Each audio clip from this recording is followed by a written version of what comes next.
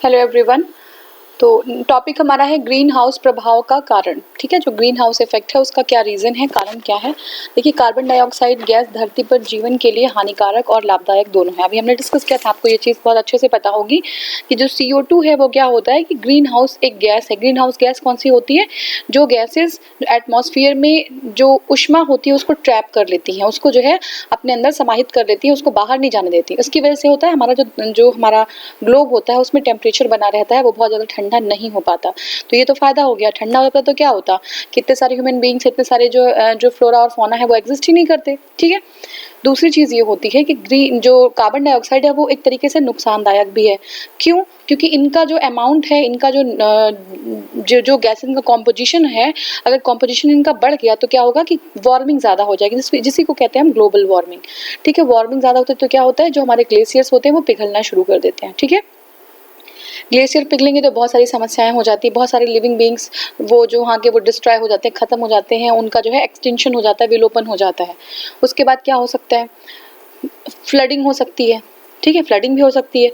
तो वहाँ से जो बह के आएंगे, जो तराई के क्षेत्र होंगे और अब बहते हो जाएंगे तो वहाँ पे फ्लडिंग हो जाएगी। ठीक है, तो ऐसे जो है जो आपका मेल्टिंग होता है ग्लेशियर्स का, उससे जो है हमारा क्या होता है कि एक तरीके का जो हमारा फ्रेश वाटर है वो भी डिस्ट्रॉय हो रहा है। समझ रहे हैं ना। तो ये सारी प्रॉब्लम, सारे इश्यूज हो सकते हैं। अब देखिए, कार्बन डाइऑक्साइड गैस पौधे ग्रहण कर प्रकाश संश्लेषण द्वारा जीवन दायिनी ऑक्सीजन गैस को मुक्त करते हैं। तो ये भी बहुत इंपॉर्टेंट बात है कि जो है CO2 से जो है क्या होता है, जो पौधे होते हैं, जो प्लांट्स होते हैं, वो क्या करते हैं कि CO2 जो है लेते हैं, है ना, CO2 जो है लेते हैं और O2 जो है क्या करते हैं, छोड़ देते हैं एटमॉस्फेयर में। CO2 ले लेते हैं, O2 छोड़ देते हैं, मुक्त कर देते हैं। तो हमारा जो है एटमॉस्फेयर में O2 की अधिकता हो जाती है और हम लोग को O2 की जरूरत रहती है। तो इस तरीके से अच्छी बात हो गई। ठीक है, दूसरी क्या है, भूमंडलीय तापन का मुख्य कारण भी हमने डिस्कस कर लिया। ठीक है, नेक्स्ट हमारा मानवीय गतिविधियों द्वारा उत्पन्न अधिकांश कार्बन डाइऑक्साइड वायुमंडल के निचले भाग में नहीं रुकती, बल्कि समुद्री पादपों और भूमि, देखो जो मानवीय जो गतिविधि है, जैसे उनके द्वारा जो बहुत सारे कार्बन डाइऑक्साइड जो मतलब जैसे मान लीजिए हम सांस लेते हैं तो हम CO2 छोड़ रहे हैं बाहर। ठीक है, तो ये जो है निचले भाग में नहीं रुकती, बल्कि समुद्री पादपों और पौधों पे, ठीक है, समुद्री पादप पौधों और मिट्टी द्वारा अवशोषित कर ली जाती है। तो जो CO2 जो होता है वो क्या होता है, रिजर्व हो जाता है समुद्र में, है ना, और पादप में, ठीक है, ओशन में, मिट्टी में, ये सब जो है CO2 अंदर अवशोषित हो जाता है। प्रकाश संश्लेषण की प्रक्रिया में फाइटोप्लैंक्टन, इसको बोलते हैं हिंदी में पादप प्लवक, फाइटोप्लैंक्टन जो होते हैं वो CO2 को ग्रहण कर उसे पादप सामग्री में परिवर्तित कर देते हैं। ठीक है, तो फाइटोप्लैंक्टन से बहुत बड़ा रोल होता है। एग्जाम में डायरेक्टली ऐसे क्वेश्चन पूछ लेंगे कि फाइटोप्लैंक्टन का क्या ये कारण होता है, ऑप्शन दे देंगे। ठीक है, तो फाइटोप्लैंक्टन्स क्या करते हैं, कार्बन डाइऑक्साइड को ग्रहण कर लेते हैं और उसे पादप सामग्री में परिवर्तित कर देते हैं। अब देखिए, CO2 जो है गैस अन्य ग्लोबल वार्मिंग ग्रीन हाउस गैसों से विपरीत पौधों के विकास के लिए संभावित रूप से फायदेमंद प्रभाव डालती, क्योंकि ये पौधे अपनी ऊर्जा और तथा वृद्धि के लिए कार्बोहाइड्रेट के निर्माण हेतु सूर्य के प्रकाश के साथ वायु में उपस्थित कार्बन डाइऑक्साइड का उपयोग करता है। सीधे फोटोसिंथेसिस का रिएक्शन आपसे कह रहा है। ठीक है, सीधे फोटोसिंथेसिस आपको कह रहा है CO2 ले रहे हैं। ठीक है, उसके बाद क्या कर रहे हैं कि जो है आपका ग्लूकोज बना रहे हैं C6H12O6 और उसके बाद O2 जो है रिलीज कर दे रहे हैं। ठीक है, तो ये पूरी प्रोसेस है। इससे वो क्या बना देते हैं, ग्लूकोज बना देते हैं, ग्लाइकोजन बना देते हैं और वो जो है वो उनका फूड होता है। ठीक है, कार्बोहाइड्रेट बना लेते हैं उससे। इससे पौधों की वृद्धि और विकास जो है पॉसिबल हो पाती है। पृथ्वी के वायुमंडल में पाई जाने वाली प्रमुख ग्रीन हाउस गैसें कौन सी हैं, जलवाष्प, है ना, water vapour, carbon dioxide, methane, nitrous oxide और क्लोरोफ्लोरोकार्बन, ये जो है मेन गैसेस हैं। ठीक है, इसमें carbon dioxide gas global warming के लिए सबसे ज्यादा जिम्मेदार है। ठीक है, तो अब अगर गैस की बात करें तो कार्बन डाइऑक्साइड जो है, अगर आपका जो है ये भी होता है आपका जल वाष्प, तो जल वाष्प पे ही टिक लगाएंगे। अगर जल वाष्प नहीं होता तो कोई भी गैस दी हुई, आप आंख बंद करके कार्बन डाइऑक्साइड पे, आंख ऐसे मत बंद करिएगा कि सारी जो है गैसेस दी हुई हैं और आपको पूछे कि कौन सी जो है ग्लोबल वार्मिंग गैस है और सारी ही तीनों चारों ग्लोबल वार्मिंग हो, और एक होगा कि ऑल ऑफ एबव, तो ऑल ऑफ एबव लगाना है आंख बंद करके। मतलब कि अगर और कोई गैस नहीं है तो सबसे ज्यादा अगर कहता हो कि सबसे ज्यादा कौन सी है तो आप कार्बन डाइऑक्साइड पे लगा सकते हैं। ठीक है, क्योंकि वायुमंडल में इसकी सांद्रता अन्य 3 जो ग्रीन हाउस गैस हैं उनसे तुलना में अधिक होती है। ठीक है, अब देखिए कुछ पिछले कुछ जो है डिकेड से क्या होता है कि CO2 की जो कंसंट्रेशन, जो सांद्रता है, वो लगातार जो है इंक्रीज हो रही है। ठीक है ना, आप देखिए यहाँ पे CO2 की सांद्रता है और ये समय दिया हुआ है 1959 में इतनी थी, 66 में यहाँ हो गई। अब आप देखिए कि यहाँ आते आते 2001 में ये जो है कैसे इस तरीके से ग्राफ ये सीधे जो है इंक्रीज हो रहा है। ठीक है ना, सीधे ग्राफ जो है बढ़ रहा है। तो ये जो है CO2 का लेवल जो है इस तरीके से जो है बढ़ता जा रहा है। अब इसकी वजह से क्या हो रहा है, CO2 से उत्सर्जन के कारण, जो कार्बन डाइऑक्साइड के उत्सर्जन के कारण जो है क्या होता है, वैश्विक तापन होता है। वैश्विक तापन का रीजन तो CO2 है। 1950s में कार्बन डाइऑक्साइड की मात्रा वायुमंडल में जहां 315 ppm थी, ppm मतलब होता है पार्ट्स पर मिलियन। ठीक है, तो 315 ppm थी के आसपास थी। वहीं पे अभी अगर हम देखें तो ये 408 ppm हो चुके हैं। बहुत ज्यादा जो है बढ़ गया है इसका अमाउंट। तो WMO यानी कि वर्ल्ड मेट्रोलॉजिकल ऑर्गेनाइजेशन, विश्व मौसम विज्ञान संगठन के अनुसार पूर्व औद्योगिक प्री इंडस्ट्रियल युग में कार्बन डाइऑक्साइड की सांद्रता लगभग 278 ppm थी। ठीक है, 0.03% थी, जिससे वायुमंडल, समुद्र और जीवमंडल आदि के बीच संतुलन बना रहता था। लेकिन ये प्री इंडस्ट्रियल की बात कर रहे हैं, जब इंडस्ट्रियलाइजेशन नहीं हुआ था, जब हम चिमनियों से धुआं नहीं छोड़ रहे थे, जब हम कार्बन डाइऑक्साइड नहीं छोड़ रहे थे, ये तब की बात कर रहे हैं। ठीक है, तो तब जब था तो तब तो चलो ठीक था, 0.03 जो परसेंट है वो कार्बन डाइऑक्साइड था, जिससे सब कुछ जो है बैलेंस था। हमारा वायुमंडल भी, हमारा जो है समुद्र भी, जीवमंडल भी, इनके बीच में संतुलन बना था। लेकिन मानवीय गतिविधियों जैसे जीवाश्म ईंधन से जलने के कारण प्राकृतिक संतुलन बिगड़ गया है। ठीक है ना, जो हमारा जो वर्तमान में अगर प्रेजेंट टाइम में देखें तो CO2 की जो सांद्रता है वो 400 ppm 0.04% से अधिक हो चुकी है और कार्बन डाइऑक्साइड की मात्रा इसी तरीके से बढ़ती रहती है। ठीक है, और तो अगर इसी तरीके से बढ़ती रही तो 21st जो सेंचुरी है तो इसकी मात्रा लगभग 650 से 950 ppm हो जाएगी, जो बहुत ज़्यादा हो जाएगी। ठीक है, 650 से 950 ppm हो जाएगी। पृथ्वी का तापमान लगभग 6% तक बढ़ जाएगा। तो 6% बढ़ने का मतलब समझते हैं, बहुत ही ज़्यादा घातक प्रभाव पड़ जाएगा। ठीक है, अब देखिए मीथेन जो है CH4 गैस को मार्श गैस, ठीक है, CH4 मीथेन को जो है मार्श गैस भी कहते हैं। तो एग्जाम में आ गया कि मार्श गैस किसे कहते हैं, तो मीथेन को कहते हैं। इसका स्रोत क्या है, बायोगैस। ठीक है, स्रोत है बायोगैस, जीवाणु अपघटन, जुगाली करने वाले पशु। जुगाली मतलब क्या होता है, वही जो मुंह चलाते रहते हैं पशु। ठीक है ना, हमारी गाय भैंसें जो होती है मुंह चलाती है, तो उससे मीथेन गैस निकलती है। ये भी एक ग्रीन हाउस गैस है। ये एयर पोल्यूटेंट भी होता है।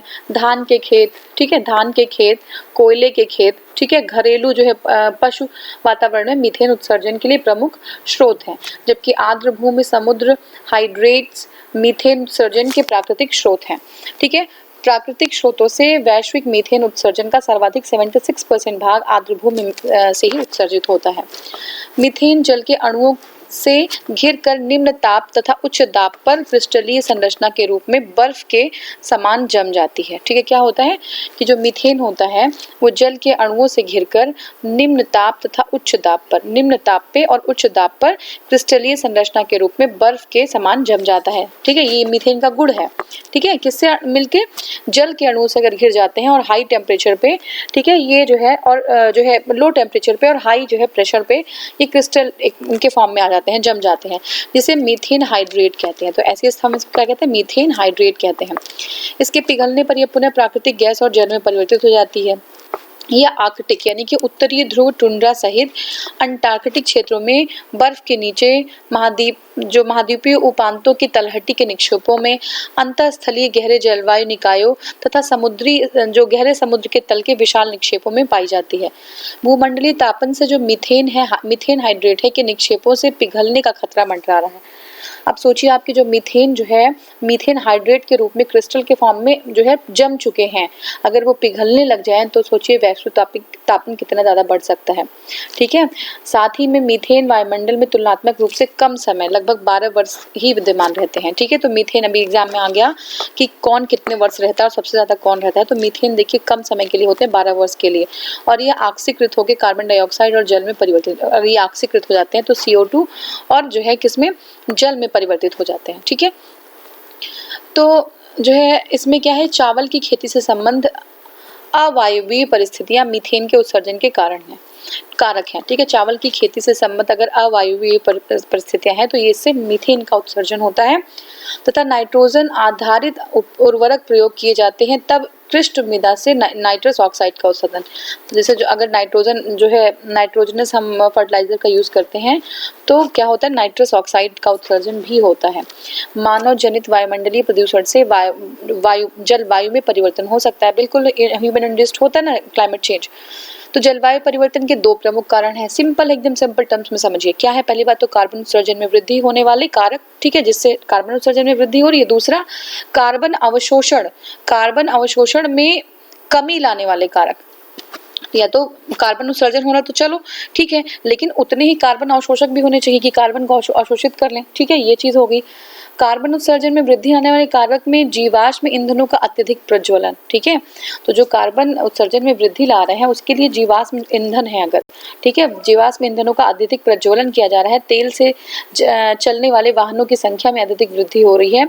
अब लोगों का डिबेट क्या होता है, डिबेट ये होता है कि अगर जो है पॉवर्टी को खत्म कर दिया जाए तो हो सकता है कि कंट्रोल किया जा सकता है आपके इन्वायरमेंटल पोल्यूशन को।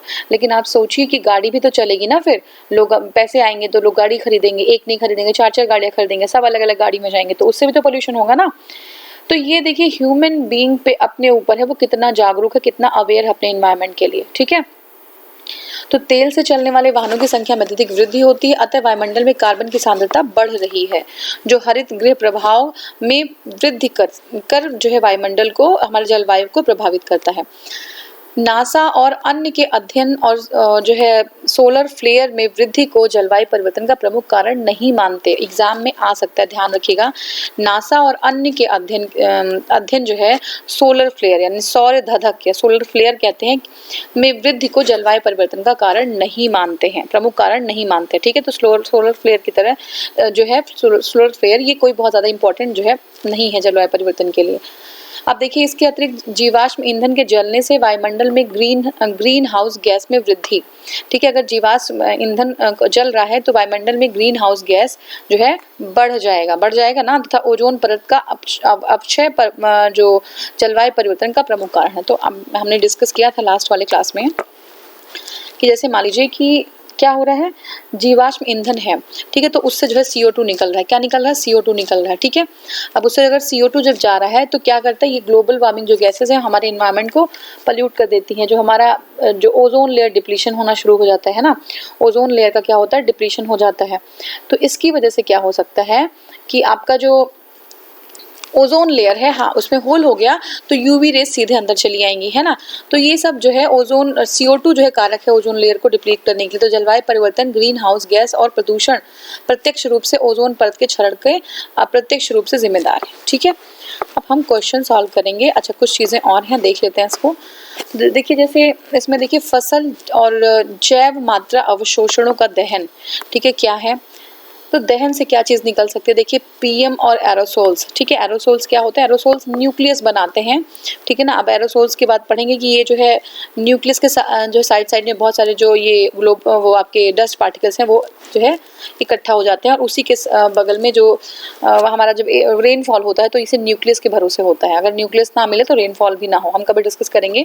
अभी आपसे समझ लीजिएगा कि PM और एरोसोल एक्सेट्रा ये निकलता है, SO2 निकलता है, NOx निकलता है, CO निकलता है, CO2 निकलता है, ठीक है, और आपका BC निकलता है, OC होता है, O3 होता है, NMHC होता है, VOC होता है और CH4 और OC। देखते हैं इसको।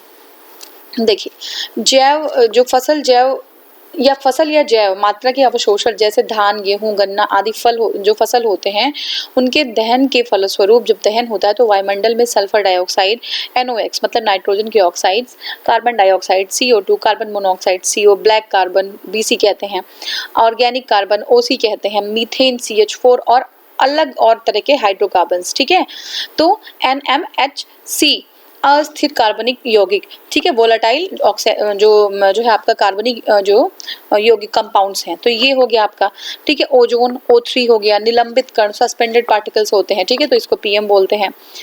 एरोसोल्स आदि निर्मुक्त होते हैं जो कि पर्यावरण को क्षति पहुंचाने के साथ साथ मानव जो स्वास्थ्य है और जलवायु को भी प्रभावित कर देते हैं। सिंपल।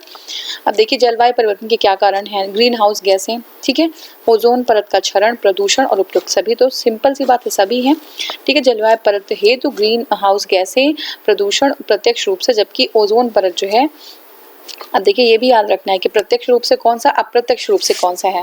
देखिए जलवायु परिवर्तन है जो ग्रीन हाउस गैसेज हैं और प्रदूषण है वो प्रत्यक्ष रूप से हैं, बल्कि जो ओजोन परत है, परत का क्षरण जो है वो अप्रत्यक्ष रूप से जिम्मेदार है, ठीक है। नेक्स्ट हमारा जलवायु परिवर्तन का कारण मुख्यतः निम्नलिखित की वजह से है। किसकी वजह से है?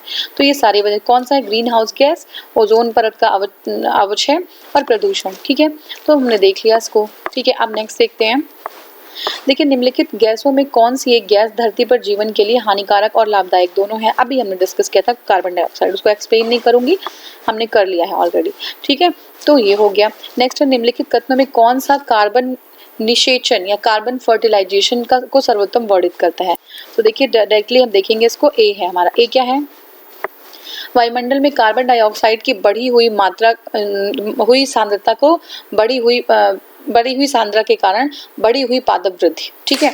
देखिए पादप जो हमारा, मैंने कहा कि कार्बन डाइऑक्साइड जो होते हैं वो पॉजिटिव भी इफेक्ट डालते हैं, नेगेटिव भी। तो पौधों के लिए बहुत पॉजिटिव होते हैं, जितना ही ज़्यादा कार्बन डाइऑक्साइड उनको मिलेगा पौधों की वृद्धि ज़्यादा होगी, लेकिन बहुत ज़्यादा मिल जाएगा तो नुकसान भी होता है। क्यों होगी? क्योंकि वो जो है ग्लाइकोजन कार्बोहाइड्रेट बना लेते हैं जो उनके लिए लाभकारी होता है, ठीक है। देख लेते हैं एक बार। देखिए कार्बन डाइऑक्साइड गैस अन्य ग्लोबल ग्रीन हाउस गैसों के विपरीत पौधों के विकास के लिए संभावित रूप से फायदेमंद होता है, क्योंकि पौधे अपनी ऊर्जा प्राप्त तथा वृद्धि के लिए कार्बोहाइड्रेट निर्माण हेतु सूर्य के प्रकाश के साथ वायु में उपस्थित CO2 का उपयोग करते हैं, जिससे पौधों में वृद्धि होती है और विकास संभव हो पाता है, ठीक है। तो ये हो गया हमारा। नेक्स्ट है, निम्नलिखित में से कौन से जलवायु परिवर्तन के प्रमुख कारक हैं? कौन से हैं? जीवाश्मिक ईंधन का आधिकारिक प्रज्वलन, तैल चालित स्वचालितों की संख्या विस्फोटन, सौर धधक में वृद्धि, अत्यधिक वनोन्मूलन, ठीक है। जलवायु परिवर्तन में कौन से हैं? तो सौर धधक हमने देखा था कि है तो सही, लेकिन बहुत ज्यादा जो है इफेक्ट नहीं करता। तो ये जो है क्या हो गया है, ओके, ये आपका है बी, मतलब 1, 2 और 4, ठीक है। 1, 2 और 4, ठीक है। तो ये आपका जो है हो गया 1, 2 और 4, 3 नहीं है। सौर धधक जो है वो जो है नहीं रिस्पॉन्सिबल है, ठीक है। नेक्स्ट हमारा क्वेश्चन है, अब इसमें देख लेते हैं। जलवायु परिवर्तन दो प्रमुख घटक होते हैं, कार्बन उत्सर्जन में वृद्धि लाने के कारक, ये हमने देख लिया था। और नेक्स्ट हमारा है, निम्नलिखित पर विचार करना हमें, कार्बन मोनोऑक्साइड, मीथेन, ओजोन और सल्फर डाइऑक्साइड फसल जैव मात्रा के अवशोषण के दहन के कारण वायुमंडल में उपर्युक्त में से कौन निर्मुक्त होते हैं? तो देखिए ओजोन तो नहीं होता, कार्बन मोनोऑक्साइड होता है, मीथेन होता है, सल्फर डाइऑक्साइड भी होता है। तो डी हमारा, अच्छा ओजोन भी होता है, ठीक है। ओजोन भी होता है, तो देख लीजिएगा इसको, कार्बन मोनोऑक्साइड, मीथेन, ओजोन और सल्फर, याद रखिएगा ओजोन भी होता है, ठीक है। ओजोन भी होता है, तो कार्बन मोनोऑक्साइड, मीथेन, सल्फर और डाइऑक्साइड और ओजोन, ठीक है। देखिए इसमें दिया हुआ है O3 दिया हुआ, देखिए क्लियरली O3 दिया हुआ, तो इसमें कंफ्यूज मत होइएगा, ठीक है। O3 दिया हुआ तो O3 भी होता है, ठीक है। तो ये हमने डिस्कस किया था। निम्नलिखित में से कौन सी गैस ग्लोबल वार्मिंग के लिए ज्यादा जिम्मेदार है? कौन सी है? कार्बन डाइऑक्साइड, ठीक है। कार्बन डाइऑक्साइड ज्यादा जिम्मेदार है। अब नेक्स्ट हमारा है, वैश्विक उष्मन उत्सर्जन के कारण क्या है?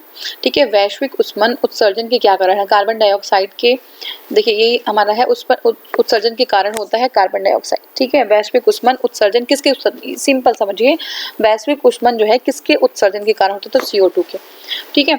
तो कार्बन जो वैश्विक जो है उष्मन होता है वो CO2 यानी ग्लोबल वार्मिंग CO2 की वजह से होता है।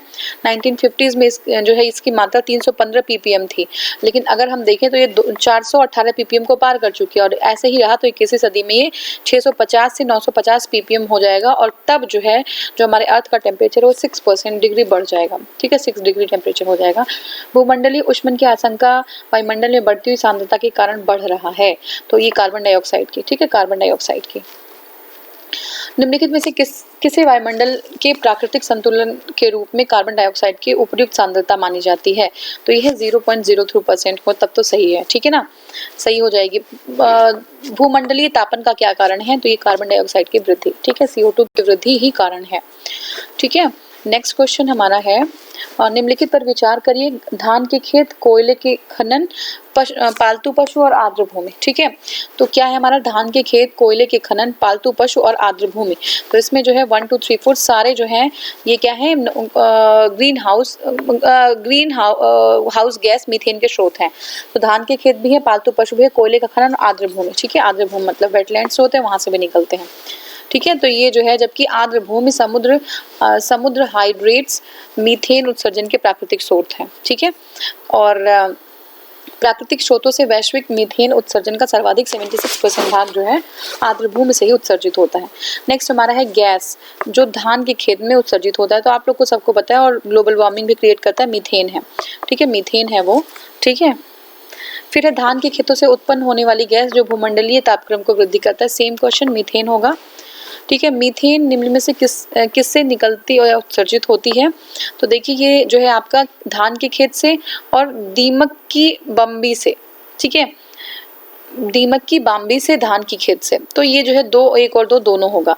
ठीक है, दोनों से ही निकलता है। तो देखिए धान के खेत, कोयले के खदानें, घरेलू पशु, वातावरण में मीथेन उत्सर्जन के मानवीय स्रोत है। जबकि आर्द्र भूमि, ठीक है, आर्द्र भूमि दीमक, हाइड्रेट्स, मीथेन उत्सर्जन प्राकृतिक स्रोत है। नेक्स्ट क्वेश्चन हमारा, जुगाली करने वाले पशुओं से जिस ग्रीन हाउस गैस का निस्सारण होता है उसका क्या नाम है। उसका नाम है मीथेन। ठीक है, मीथेन। तो देखिए मीथेन यानी CH4 जो गैस जो है वो मार्च गैस भी इसको कहते हैं, जिसका सोर्स जो है वो बायोगैस है। जीवाणु अपघटन और जुगाली करने वाले पशु, यह एक हरित गैस, ठीक है, ग्रीन हाउस गैस है जो वायु प्रदूषण, एयर पोल्यूटेंट होती है। नेक्स्ट हमारा है, हाल के वर्षों में मानव गतिविधियों के कारण वायुमंडल में कार्बन डाइऑक्साइड की सांद्रता की बढ़ोतरी हुई है, किंतु उसमें से बहुत सी वायुमंडल के निचले भाग में नहीं रहती। क्यों नहीं रहती? क्योंकि देखिए समुद्रों में पादप और प्लवक प्रकाश संश्लेषण कर लेते हैं। तो जो फाइटोप्लैंक्टन्स हैं वो प्रकाश संश्लेषण कर देते हैं, वो CO2 को जो है अपने जो कुछ पौधों के लिए आवश्यक जो चीज़ें होती हैं उसमें एब्जॉर्ब कर लेते हैं। देखिए मानवीय गतिविधियों द्वारा उत्पन्न अधिकांश कार्बन डाइऑक्साइड वायुमंडल के निचले भाग में नहीं रुकती, बल्कि समुद्री पादपों या भूमि पर पौधों एवं मिट्टी द्वारा अवशोषित कर ली जाती है। जो प्रकाश संश्लेषण की क्रिया में पादप या फाइटोप्लैंक्टन कार्बन डाइऑक्साइड को ग्रहण कर उसमें पादप सामग्री में परिवर्तन कर देता है। ठीक है, नेक्स्ट क्वेश्चन है मीथेन हाइड्रेट। ठीक है, मीथेन हाइड्रेट के निक्षेपों के बारे में निम्नलिखित में से कौन सा सही है। तो देखिए ये आपका 1 2 and 3 सही है। ठीक है, सारा सही है। देखिए मीथेन निक्षेप की बात कर रहे हैं, भूमंडलीय तापन के कारण इन निक्षेपों से मीथेन गैस निर्मुक्त होना प्रेरित हो सकता है। बिल्कुल सही है। मीथेन हाइड्रेट के विशाल निक्षेप उत्तर ध्रुवीय टुंड्रा तथा समुद्री अधस्तल के नीचे पाए जाते हैं। बिल्कुल सही है। वायुमंडल के अंदर मीथेन 1 या 2 दशक के बाद कार्बन डाइऑक्साइड में ऑक्सीकृत हो जाता है। ठीक है, तो ये बिल्कुल सही है। तो तीनों सही है हमारा। ठीक है, मीथेन जल के अणुओं से घिरकर निम्न ताप और उच्च ताप पर क्रिस्टलीय संरचना के रूप में बर्फ के समान जम जाता है, जिसे मीथेन हाइड्रेट कहते हैं। क्या कहते हैं? मीथेन हाइड्रेट कहते हैं। ठीक है, और इसके बाद जो है क्या होता है कि इसके पिघलने पर यह पुनः जो है प्राकृतिक गैस और जल में परिवर्तित हो जाता है। और ये अगर हम देखें तो आर्कटिक के या उत्तरी ध्रुव टुंड्रा एवं अंटार्कटिक क्षेत्र के नीचे, बर्फ के नीचे, महाद्वीपों के उपांतों में, तलहटी के निक्षेपों में और अंतःस्थलीय गहरे जलीय निकायों तथा गहरे समुद्री तल में विशाल निक्षेपों के रूप में पाई जाते हैं। तो ये इन जगहों पे पाए जाते हैं। पूछ लेगा कहाँ मिलते हैं, ध्यान रखिएगा। भूमंडलीय तापन से मीथेन हाइड्रेट के निक्षेपों के पिघलने का खतरा मंडरा रहा है। इसके पिघलने से वैश्विक तापन और उसके दुष्प्रभावों में और तेजी से वृद्धि होगी। साथ ही मीथेन वायुमंडल में तुलनात्मक रूप से कम समय यानी कि लगभग 12 वर्ष में ही विद्यमान रहेगी और यह ऑक्सीकृत होकर कार्बन डाइऑक्साइड और जल में परिवर्तित होती है। इस तरह प्रश्न में तीनों जो है कथन सही है।